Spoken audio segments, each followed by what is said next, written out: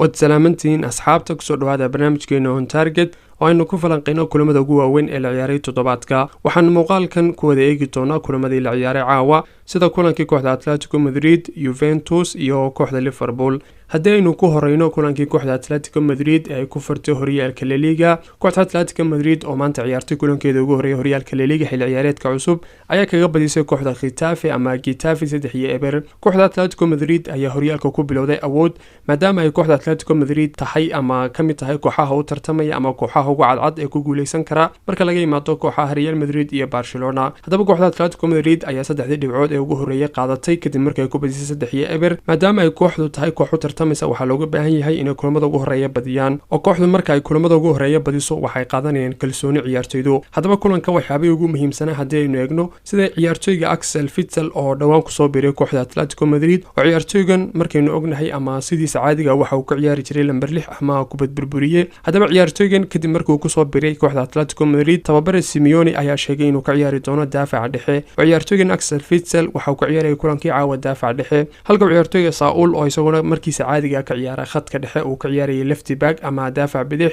oo waxay isbedeleen ciyaartoyga Lemar oo marka hore isagu ka ciyaaray garbaha ayaa isagu waxa uu ka ciyaarayay caawa khadka dhexe ayuu ka ciyaarayay. haddaba ciyaartoyda ugu fiicnaa kulanka waxaa kamid ahayd ciyaartoyga Joao Felix oo soo bandhigay kulan aad u fiican. ciyaartoygan oo caawiyay 2 gool oo kamid ah 3 gool ay dhalisay kooxda Atletico Madrid halka ciyaartoyga Alvaro Morata uu dhaliyay 2 gool oo kamid ah 3 gool ay ku badisay kooxda Atletico Madrid. ciyaartoyga Griezmann ayaa isaguna ku soo galay bedel oo kadib markuu ciyaartoyga Griezmann bedel ku soo galay kulanka hal daqiiqo kadib markii uu ciyaarayay ciyaartoyga Griezmann waxa uu awooday inuu dhaliyo goolkii saddexaad ee kulanka. haddaba kooxda Atletico Madrid ayaa awooday sidoo kale inay sameyso clean sheet ama inay shabaqeeda ilaashato oo hadhow waxyaabaas waxay kamid yihiin waxyaabaha kooxda caawinaya haddii ay noqoto hadhow dhibcaha iyo hawlaha kale. ugu dambeyntii kooxda Atletico Madrid ayaa guushoodii koobaad ka gaadhay horyaalka La Liga. dhinaca kale haddii aynu eegno kooxda Juventus ayaa iyaduna natiijo la mid ah tii Atletico oo kale ku furtay horyaalka oo kooxda Juventus ayaa kulanka ugu horeeyay caawa ciyaartay iyaduna horyaalka Talyaaniga ee Serie A kadib markii ay kaga badiyeen kooxda Sassuolo 3-0.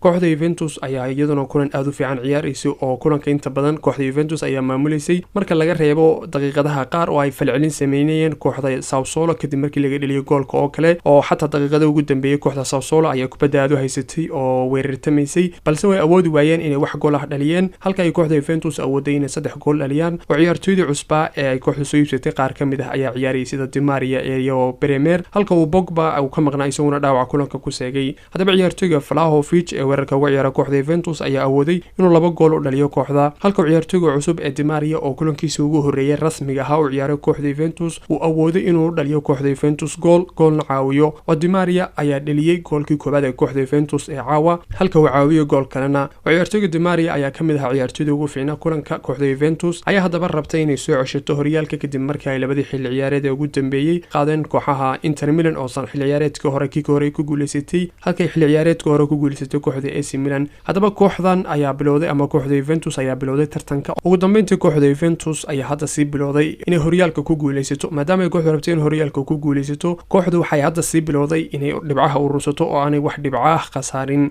ugu dambeyntii haddii aynu ka hadalno kulankii ugu muhiimsanaa ee kooxda Liverpool ayaa kulankeedii labaad ciyaartay caawa waxayna la ciyaartay kooxda Crystal Palace. haddaba kooxda Liverpool ayaa kulankeedii labaad horyaalka Ingiriiska ee xidhiidh ah waxa ay gashay bareejo. haddaba kulankani waxa uu ahaa kulan muhiim ah labada dhinacba oo dhinaca Liverpool maadaama ay kulankii hore gashay bareejo waxaa laga rabay inay falcelin sameyso maadaama ay kooxdu kamid tahay kooxaha u tartamaya horyaalka oo kooxihii kale Manchester City oo kale ay labadii kulan balla 6 dhibcood qaateen. kooxda Liverpool waxa laga rabay inay falcelin sameyso ayaguna ugu yaraan 3 dhibcood soo qaataan si aanay hadhow dhibcaha laga yaabo inay dhibcahaasi noqdaan kuwa horyaalka lagu kala qaadi karo. dhinaca kale kooxda Crystal Palace ayaa iyaguna kulankii koobaad maadaama ay ku bilaabeen guuldaro waxay sameynayeen falcelin iyaduna ah. haddaba kooxda Liverpool ay ciyaartoy ka badan ka maqnaayeen sida ciyaartoyga Thiago Alcantara iyo ciyaartoy kale oo dhaawac kaga maqnaa. haddaba haddii aynu u guda galno qaab ciyaareedkii labada kooxood ugu horeyntii kooxda Liverpool oo ku ciyaaraysay 4-3-3 sida caadada ah oo bilowgii kooxda Liverpool waxay ku ciyaaraysay ciyaaraysay ilaa 20 daqiiqo ugu horeeyay kubadda dhaadheer ama long pass ayay ku ciyaaraysay oo ciyaartoyda khadka dhexe ee James Milner iyo Elliot kama qayb qaadanay kubad soo dhisida kooxda Liverpool sidoo kale ciyaartoyga Alexander Arnold ayaa isaguna sameynayay crossyaad u badan maadaama uu joogo ciyaartoy ka faa'iideysan kara oo ah Darwin Núñez hadaba Darwin Núñez ayaa isaguna kubadda badan ka helay Arnold iyo Robertson-ba inkastoo ay dhinaca Arnold u badnayd haddana Núñez kubadihii qaar badan waa uu ka faa'iideeyay oo goobadaha ayaa ka difaacay qaar kalena waa uu khasaariyay sidoo kale ciyaartoyda khadka dhexe kama faa'iideysanay space-ka u dhaxeeya khadka dhexe iyo daafaca kooxda Crystal Palace oo kooxda Crystal Palace inkastoo ay adkaysay ama ay yareysay space-kaas haddana marar ay heshay kooxda Liverpool space-kaas waxa ay ka abuureen fursado badan oo gool noqon gaadhay haddaba haddaynu eegno dhinaca kale kooxda Crystal Palace waxay ku ciyaaraysay shaxda 4-5-1 oo waxay ku ciyaaraysay 5 daafac ah iyo 4 khadka dhexe iyo 1 weerar ah haddaba kooxdan ayaa ku ciyaaraysay 10 daafac ama 10 ciyaartoy ku daafacanaysay 10 ka ciyaartoy kooxda Crystal Palace kubadda waa ay ka dambeynayeen kooxda Liverpool marka ay soo weerarto kooxda Crystal Palace ay kooxda Liverpool u soo dhawaato golaha kooxda Crystal Palace ciyaartoyda Crystal Palace 10 kamid ah goolwadaha marka laga reebo 10 ka ciyaartoy kale 9 kamid ah kubadda ciyaartoyga Liverpool ay ka dambeynayeen ama waxay ka xigayeen dhinaca goolahooda oo ciyaartoyga Saha ayay isaguna ka ciyaarayay lambar 9 waxaana ka faa'iideysanay ciyaartoyga Philips ama counter attack ayuu ugu talagalay inuu kaga faa'iideysto tababare Vieira oo ciyaartoyga Saha asalkiisa hore waxa uu ka ciyaaray garbaha hadaba sida sawirkan ka muuqata hadda kooxda Liverpool ayaa kubadda haysata waa daqiiqadii 22aad kubadda waxa haysta ciyaartoyga Elliot hadaynu eegno ciyaartoyda ka xigta dhinaca goolaha Crystal Palace ee ciyaartoyda Crystal Palace ah waxa weeyaan 10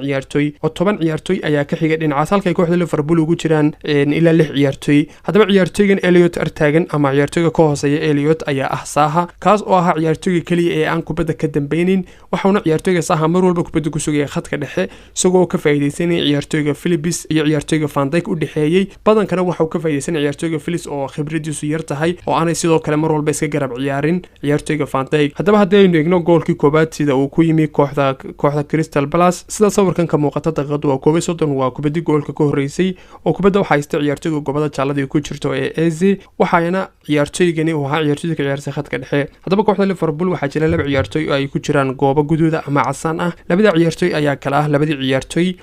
ka ciyaaray right back iyo left back kuwaas oo kala ah Alexander Arnold iyo Robertson oo kooxda Crystal Palace marwal oo gool laga dhalin waayo kalsooni ay sii qaadanayeen halka kooxda Liverpool marwal ay gool dhalin weydaba ay weerarka sii badinaysay oo ciyaartoyda weerartamay ay badinayseen taas oo ay ka faa'iideysay kooxda Crystal Palace inay counter attack qaado oo hadda goolkan koobaad oo kale ciyaartoygan kale goobada cad hadda hortaagan Eze waa Fabinho iyo Arnold Robertson ba hadda kubadii way ka dambeeyaan oo ciyaartoygan markuu u gaso waxa ka dambeeya ama ka horeeya waa Van Dijk iyo Philips iyo Wilfred Zaha laba ciyaartoy bas ayaa jooga hadda hore kooxda Liverpool hadaynu dhameystirno sawirkan ciyaartoyga labada ciyaartoy waa u soo gasay Fabinho iyo Arnold ciyaartoyga khadka dhexe ayuu yimi Zaha waxa uu sameeyay kubadii waa loo tuuray Truba loo tuuray balse Zaha kamu ordin dhinaca Van Dijk waxa uu ka hortay dhinaca Philips maadaama uu Philips yahay ama uu ka khibrad yahay ciyaartoyga Van Dijk kadibna ciyaartoygan Zaha ayaa dhaliyay goolkii koobaad haddii aynu eegno sidoo kale mararka qaar waa soo laalaabanaysa fikradaas oo mar kale fursad ay ka abuurtay kooxda Crystal Palace uu ka badbaadiyay goobada Alisson hadaba fursadii kale ayaa ahayd daqiiqadii 39aad hadda kubadda waxa haysta ciyaartoygan hoose ee goobada cad ku jirto ee kooxda Crystal Palace laba ciyaartoy ayaa hore ugu jira ama labada ciyaartoy goobada cad ku jirta ayaa weerarka hadaba Liverpool hadaynu eegno waxa jira 5 ciyaartoy oo goobada cad ku jirto kuwaas oo kala ah Philips Van Dijk Robertson Fabinho Milner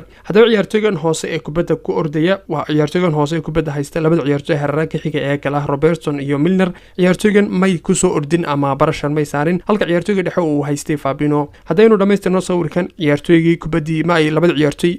Milner iyo Robertson waa kuwan goobada jaalada ku jirto ciyaartoygii waa tan goobada guduudka ku jirto ciyaartoygii barashar may saarin ama kuma soo ordino isku mid inay kubadda ka qaadaan taas oo ogolaatay ciyaartoygu inuu gadaal u jeesto ciyaartoyga khadka dhexe u baaso halka ciyaartoygan hoose ee goobada buluuga ku jirto uu yahay ciyaartoygii Ayow kaas oo kaxeeyay ciyaartoygii Van Dijk ka soo saaray booskii uu ku jiray oo waxa uu sameeyay inuu base iyo meel banaan u sameeyo ciyaartoyga Zaha oo ah ciyaartoyga goobada cad ku jirto oo la taagan ciyaartoyga goobada jaalada ku jirto ah Philips oo Zaha waxa uu ku ordi doonaa space-kan buluuga ah ee uu sameeyay ciyaartoyga Ayow sawirkii hadaynu dhameystirno hadda kubadda ciyaartoyga khadka dhexe ayaa haysta waxa ku soo orday ciyaartoyga Fabinho ciyaartoyga Zaha isla markiiba waa uu jeestay oo ciyaartoygii Philips waa uu ka dheereeyay oo u baxay kadibna ciyaartoygan waa uu hormariyay oo Alisson ayaa kubadda badbaadiyay taas waxay ka mid ahayd afkaarta ay ku ciyaarayeen kooxda Crystal Palace oo ku ciyaarayay tababare Vieira qaybtii dambe kulankana kooxda Crystal Palace waxay abuurtay fursado badan halka ciyaartoyga Núñez oo qaatay red card oo wax badan ay iska bedeleen kooxda Liverpool sidoo kale kooxda Liverpool Liverpool ayaa isbedel sameysay oo waxa soo galay Henderson oo khadka dhexe ayaa isbedelay ciyaartooyga Luis Diaz ayaa isaguna dhaliyay gool